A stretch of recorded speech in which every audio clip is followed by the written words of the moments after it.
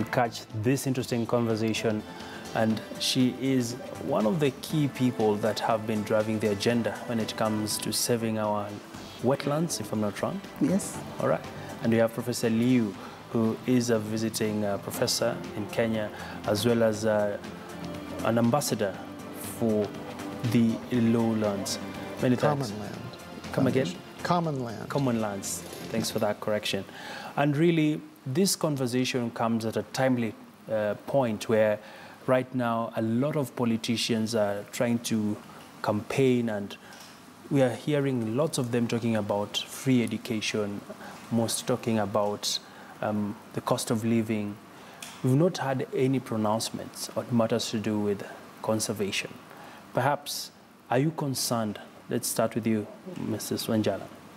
Yes, I am very concerned. I come from Taita Hills, which constitutes the bigger part of the Tsavo ecosystem. And as you know, the Tsavo is fed by rivers from Taita Hills. And people are just concerned about elephants being poached. Or as you say, people are also, politicians are concerned about votes and about sending food to Taita. Taita used to export food.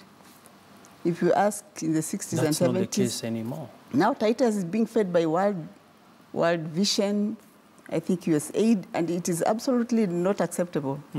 Because we have rivers, but they have dried. And on top of that, after the rivers dried, big companies came to harvest the sand.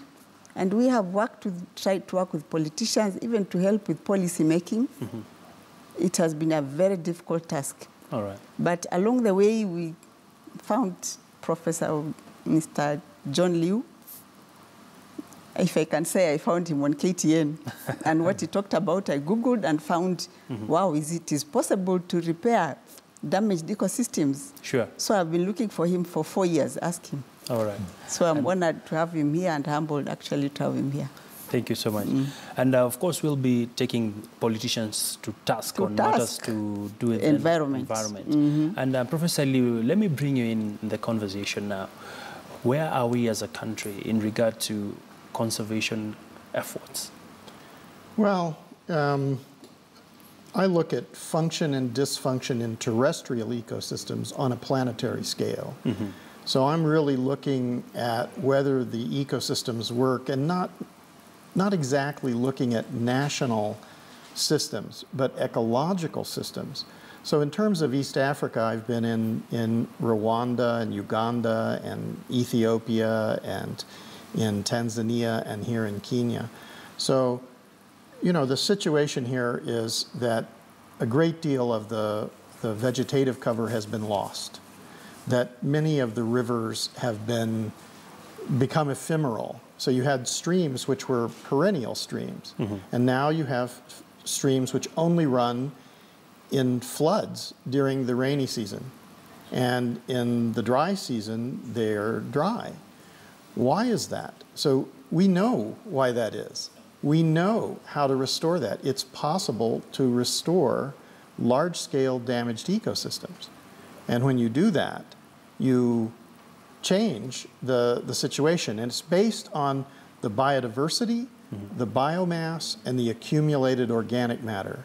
And so when we want to educate people, this is what we need them to understand, that everyone has a role to play, and it's possible to work together to restore these ecosystems. And when you do, the situation is dramatic. The change is dramatic. All right.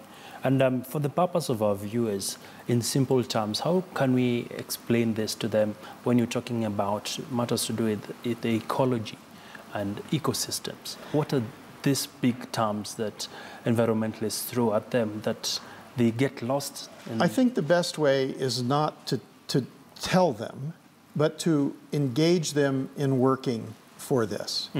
So what we're recommending is that people come together and they study together in the countryside in camps to restore the rivers, to restore the forests, to restore the soil fertility.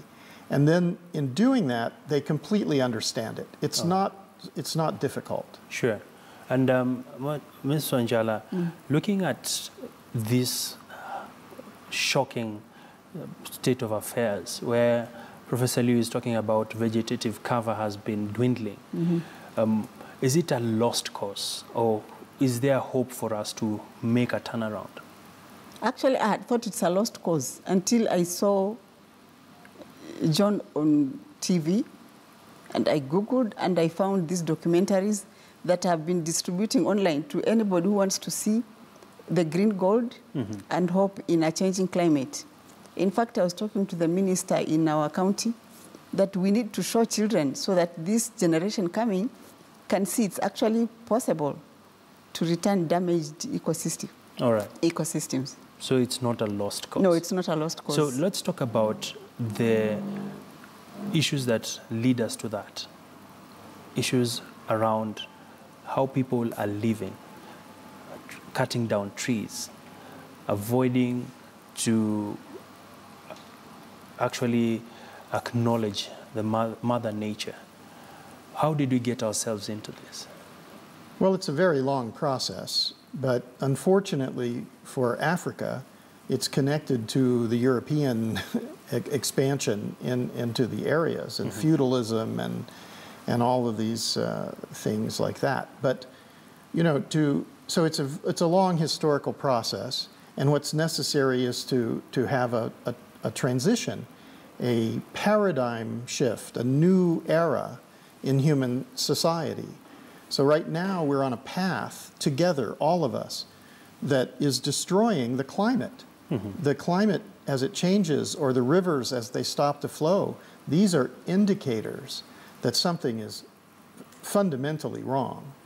And when we step back a little bit from what we're doing, we're rushing to go to do something, to buy and sell things, and we think that we're helping ourselves, or that our technologies, that our communication systems, or our cars, or our computers, or our airplanes are saving us.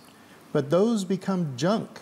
They fill up the junk piles very, very rapidly. 1 year, 2 years, 3 years, 5 years, and they're junk.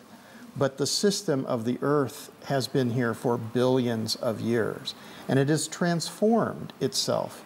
And the rivers have flowed, and the animals and the plants have lived here. The soil has been fertile. That is the basis of life, and that is the basis of wealth. And when the people start to understand that wealth comes from these natural ecological systems, then their work to restore these ecological systems are not the same as going to work to get money. But if you lose confidence in this money, or if the corruption is so intense that it really doesn't go to the people, then where's the wealth in that? It's actually poverty for most of the people. And so when you restore the rivers, and you restore the soil fertility, and you restore the vegetation and the biodiversity, it's wealth for everyone. So this is in the common good. So do you think we have an ecological imbalance? Well, yes, you have a situation now in the society where the country, the people, are being taught that materialism is the basis. So a European idea, which comes from a few hundred years ago, has come down to this point. It's destroying the rivers. It's causing the grasslands and the forests to be destroyed. And yet we want to believe in it. We all want to have our bank accounts and our stocks and our things, and we think that that's going to somehow save us. But the rivers are disappearing. The forests are disappearing. The animals are disappearing. That is the wealth of Africa. Africa's the richest continent, but not in the way in materialism that the Europeans, the only way that the Europeans brought this in was that they said, well, we don't care. They destroyed their own area. They mass-produced things, and then they went overseas to tell everybody you have to do that. And now all of the places, and they have been taking for generations all this material away from the places that they colonized, and now you have these people who are desperately poor at the edges of deserts. All right. And Madam Monjala, so where do we need to fix things when it comes to land reclamation and taken care of? So we have commissioned, so to speak, school children and their teachers and even board of managements to get into a competition of growing trees. And in August next year, where we shall be having Tsavo, we're calling it Bits of Tsavo. Every August we want to be doing celebration of Tsavo. We give awards to the schools that will have grown the highest number of trees in terms of actually a tree being alive. And we are working with ward reps, not ward reps, ward administrators at the grassroots. We are starting with 4 counties, Mombasa, Makueni, Nairobi, and Taita Taveta, of course, is where the whole thing is happening.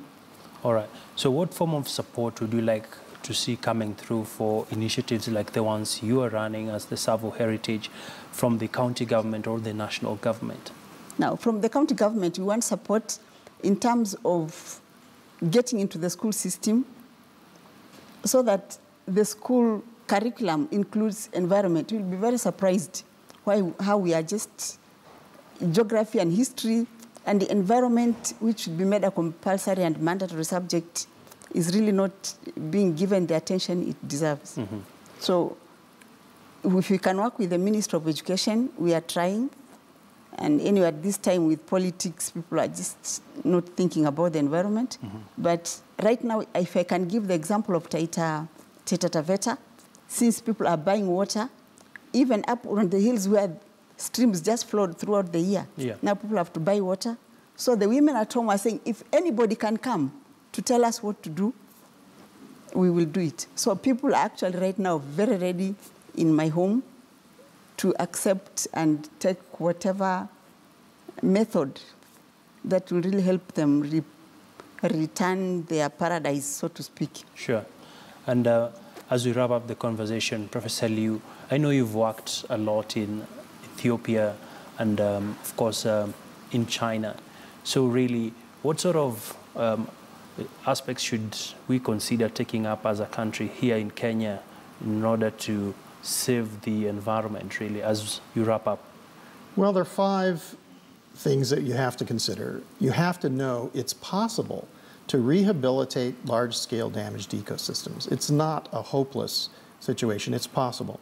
You have to have the science and technical ability to do it. It's not brain surgery, it's not rocket science, but you need to understand where the soil fertility comes from, how biodiversity works and evolutionary systems.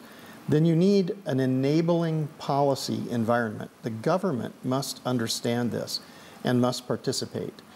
Then you need sufficient capital, and it's not the most amount of money, but it's not nothing. And then finally, you need total participation of the people. This needs to become the intention of the society. If the intention of the people is to have to restore the beautiful forests and grasslands and rivers, it will happen. Sure. And this is also climate mitigation and adaptation. So this is the way forward to have a sustainable, robust, and livable land. All right. Many thanks, ladies and gentlemen. It has been an interesting conversation, and we do hope that the key decision makers will be taking some action. And even you as a Kenyan, what can you do differently? Be it planting a tree, be it making sure you do not tamper with a river in your neighborhood, just to save the environment.